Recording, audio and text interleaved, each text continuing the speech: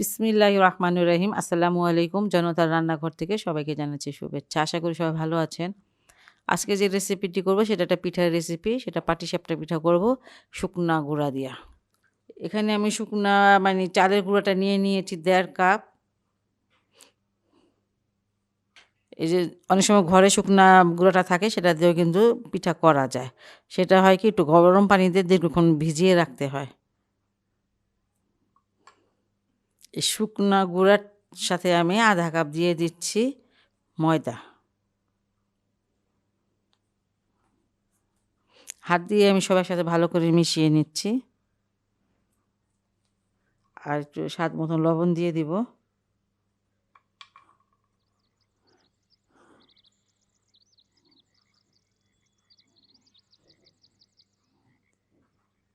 আপনারা যখন শুকনা ময়দার শুকনা গুঁড়াটা দিবেন, চালের গুঁড়াটা, তখন কিন্তু একটু গরম পানি দিবেন, ঠান্ডা পানিটা দিবেন না। বাস ময়দা আর চালের গুঁড়োটা আমি খুব ভালো করে মিশিয়ে নিয়েছি।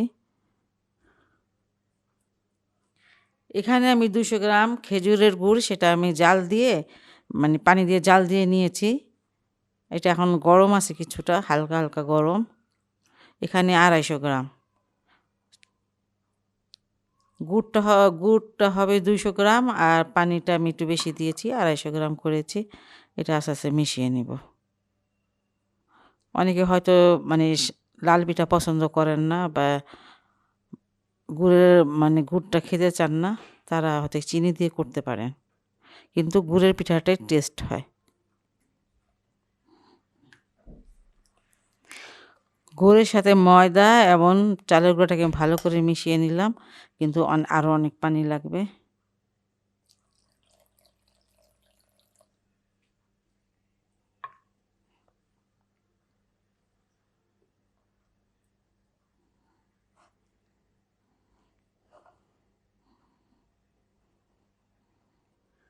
এটা আমি ভালো করে এটা গুলিয়ে নিয়েছি। দেখেন এমন হবে। এ এটা একটু রেস্টে রেখে দিব তো বেশ কিছুক্ষণের জন্য, ০.৫ ঘন্টা কম হলেও, তখন আরেকটু ঘন হয়ে যাবে। আর এখানে আমি পানির পরিমাণ দিয়েছি, গুড়ের সাথে যে পানিটা মিক্স করেছিলাম সেখানে ২৫০ গ্রাম, আর এমনি দিলাম ১০০ গ্রাম, ৩৫০ গ্রাম পানি দিলাম। আমি খিরসাটা বানাতে চলে আসলাম। চুলায় একটা কড়াই দিয়েছি আর এখানে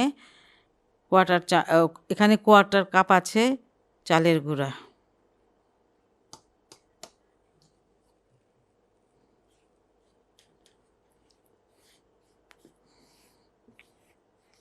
আজকে খিরসাটা করব গুঁড়া দুধের। কিছুটা গরুর দুধও থাকবে। অনেক সময় হয়তো গরুর দুধটা পাওয়া যায় না। গুঁড়া দুধ বাসায় থাকলে এটা দিয়েও করা যায়। হালকাভাবে চালের গুঁড়োটাকে একটু ভেজে নিয়েছি। এই যে এখানে আমি ০.৫ কাপ চিনি দিয়ে দিচ্ছি। মিষ্টিটা নিজের মতন করে দিবেন। আর এখানে ০.৫ কেজি দুধকে আমি জাল দিয়ে বানিয়ে নিয়েছি ২৫০ গ্রাম, ১ পোয়া বানিয়ে নিয়েছি। খুব তাড়াতাড়ি নেড়ে দিতে হবে যাতে জমাট বেঁধে না যায়।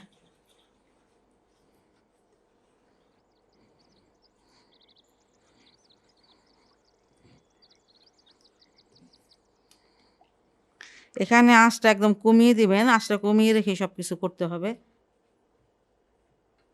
এই যে এখানে আমি ১ চুটকি দিয়ে দিচ্ছি লবণ, ৪টা এলাচ দানা, মুখটা ফাটিয়ে দিব। সরি, ৩টা, ৪টা না।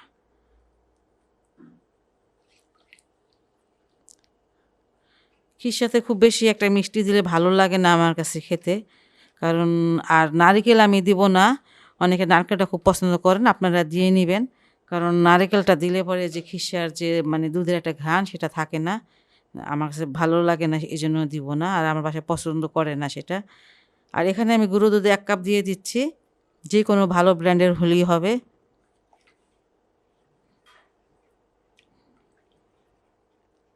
অল্প, অল্প করে দিচ্ছি, আপনারা দেখতে পাচ্ছেন। আর আমার বাসায় পিঠা বলতে এই পাটিসাপটা পিঠা সবার খুব পছন্দের একটা পিঠা।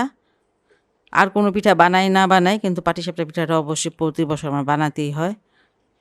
তাই আমার ছোটো ছেলে বলতেছে, তুমি মা এই কটা পিঠা বানাবা, এই কটা পিঠা তো আমারই লেগে যাবে আর কি, এমনি বললো। যাই হোক, গুঁড়ো দুধের যখন আপনি খিসা বানাবেন তখন অবশ্যই একটু ঘি যদি থাকে বাসায় একটু ঘি দিয়ে নেবেন, তাহলে এটা ফ্লেভারটা একদম অন্যরকম আসে, মানে গরু দুধের মতনই লাগে, খুব ভালো হয় ফ্লেভারটা। এই জন্য আমি ঘি দিয়ে দিলাম 1 টেবিল চামচ।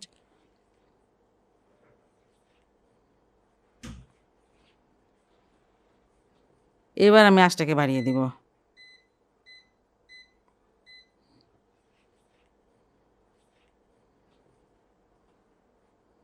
খিসাটা আমার প্রায় হয়ে গেল, কারণ একটু পাতলাই রাখবো, এটা যখন ঠান্ডা হয়ে যাবে তখন বেশ ঘন হয়ে যাবে, হালুয়ার মতন করব না।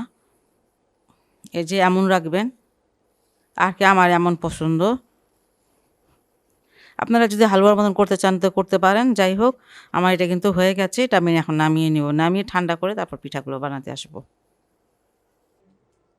পিঠাগুলো বানাতে চলে আসলাম, ফ্রাই প্যান চুলায় দিয়েছি আর একটু তেল ব্রাশ করে দিচ্ছি।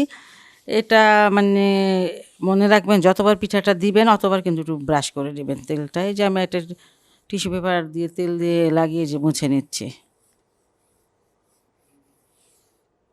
আর যতবার এই মানে পিঠাটা দিবেন অতবার কিন্তু এটা একটু নেড়ে নেবেন এইভাবে।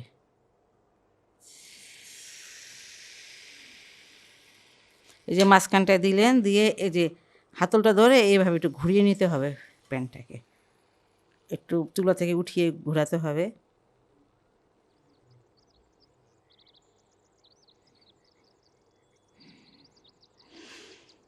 পিঠার সাইজ ইচ্ছা করলে বড় করে নিতে পারেন। এই খিসাটা দিয়ে দিলাম। এই ধরনের একটা চামচ নিয়ে নেবেন যাতে উঠাতে সুবিধা হয়। এই দেখেন, মাশাল্লাহ, কোনো ফাটেও নাই। এই যে শুকনা গুঁড়ি দিয়েও আমি বানাচ্ছি, কোনো ফাটে নাই, কোনো কিছু হয় নাই। আপনারা দেখতে পাচ্ছেন মাশাল্লাহ কত সুন্দর হয়েছে। আপনারা এইভাবে করে বানিয়ে নেবেন। অনেক সময় বাড়ি থেকে অনেক গুঁড়া টুড়া নিয়ে আসে, সেগুলো দিয়েও বানানো যাবে। এই যে এটা হয়ে গেল, এটা আমি নামিয়ে নিচ্ছি। এইভাবে করে আমি বাকি পিঠাগুলো বানিয়ে নিব। খুব সহজভাবে দেখালাম। যদি মানে আমার রেসিপিটা আপনাদের ভালো লাগে বা উপকারে আসে, তাহলে পাশে অবশ্যই ট্রাই করবেন এবং আমার চ্যানেলকে লাইক করবেন, সাবস্ক্রাইব করবেন। সবাই ভালো থাকুন, সুস্থ থাকুন, নিরাপদে থাকুন, এই দোয়া করি। আল্লাহ হাফেজ।